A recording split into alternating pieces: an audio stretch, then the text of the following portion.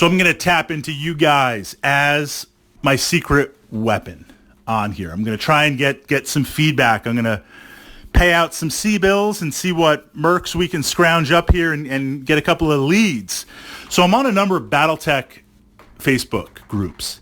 And I have to say the enthusiasm, I believe, Battletech, the enthusiasm for the game compared to the size of the community is immense. It is insane. Now, part of that, I will say, is the longevity of the game. I mean, Battletech has been around, 35, 36, 37 years, something like that. In some incarnation, maybe you tack on like 2 or 3 years for Battle Droids or Battle whatever before that. It's been around for a while. But you have to admit, even with going through the 90s, late 90s, and early 2000s, we had a lot of video games pumping things up. Remember playing it, on PlayStation, and just being like, wow, I can play Mech Warrior on PlayStation.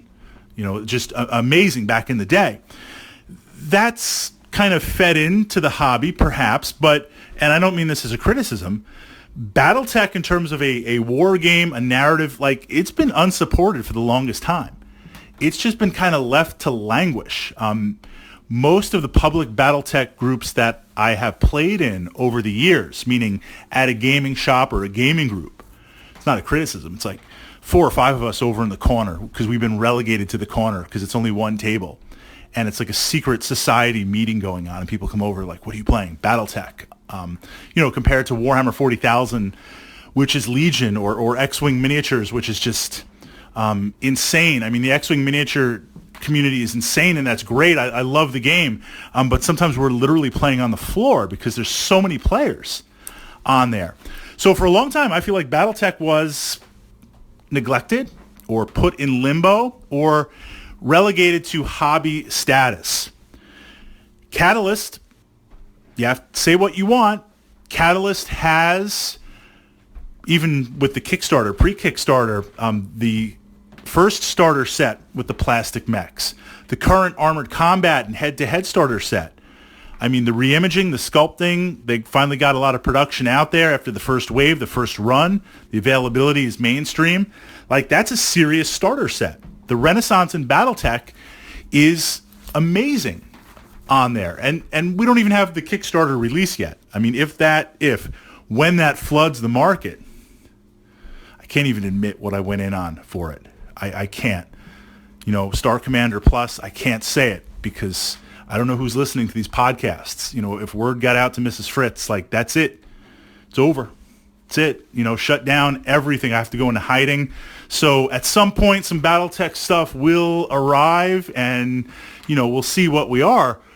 But that launch is amazing. So on these Facebook groups, the passion of what people are posting, painting mechs, showing off different mechs, talking about the history of mechs, of terrain.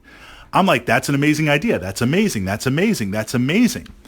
Some of the terrain, someone did this kind of missile silo base that was so simplistic in how it was constructed, minimal pieces.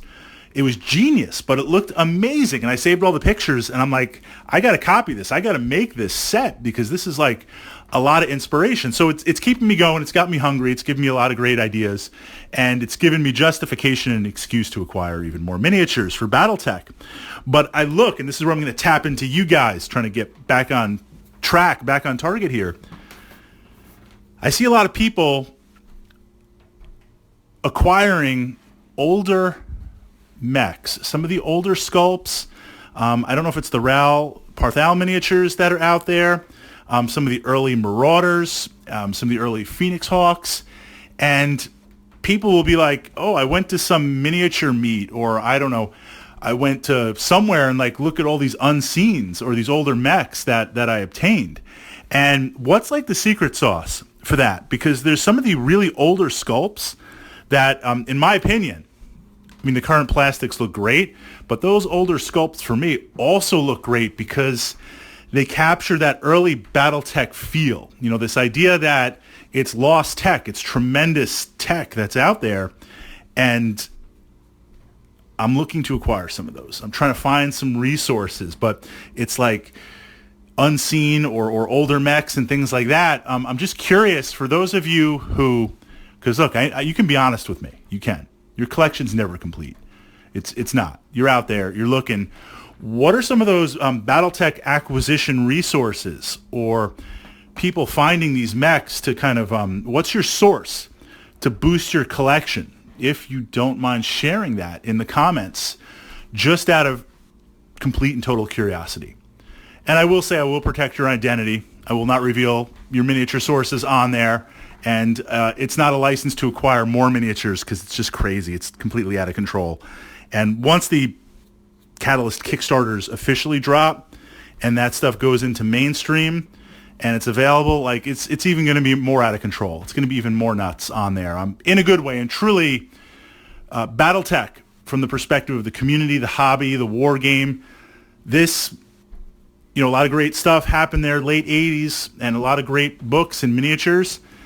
But you have to admit, this is also kind of the resurgence, of Battletech and really a golden age of opportunity. There's never been a better time to jump into Battletech.